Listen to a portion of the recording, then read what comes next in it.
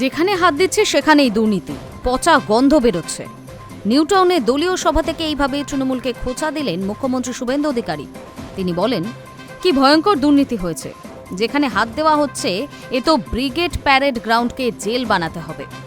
যেখানে হাত দিচ্ছে সেখান থেকে পচা দুর্গন্ধ বেরোচ্ছে। তিনি জানান, 2,20,00,000 মানুষকে লক্ষ্মীর ভাণ্ডার দিত তৃণমূল, তার মধ্যে 3 লক্ষ পুরুষ। শুধুমাত্র মুর্শিদাবাদের জঙ্গিপুর ব্লকে 4,500 পুরুষ লক্ষ্মীর ভাণ্ডারের টাকা পেতেন। রাজ্যে ক্ষমতায় আসার পর অন্নপূর্ণা যোজনার 13 পাতার ফর্ম প্রকাশ করেছে বিজেপি সরকার। এই নিয়ে আলোচনা শুরু হয়েছে। এই বিষয়ে এদিন মুখ্যমন্ত্রী বলেন, আমরা স্বচ্ছতার সঙ্গে যেসব কাজ করছি তার সুফল আগামী 50 বছরে এই বাংলা পাবে। আমরা ডাটা ব্যাংক তৈরি করে নিচ্ছি।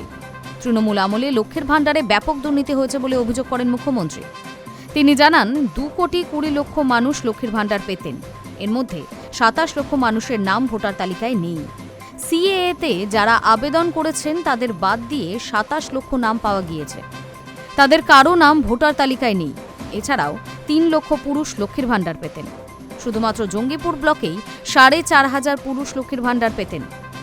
কৃষ্ণনগরের একটি অঞ্চলে 273 জন পুরুষ এই টাকা পেত। শুভেন্দুর অভিযোগ, পুরুষদের বিধবা ভাতাও দিত তৃণমূল সরকার। বিজেপি ক্ষমতায় এলে রাজ্যবাসীর আমিষ খাওয়া বন্ধ করে দেবে বলে প্রচার শুরু করেছিল তৃণমূল।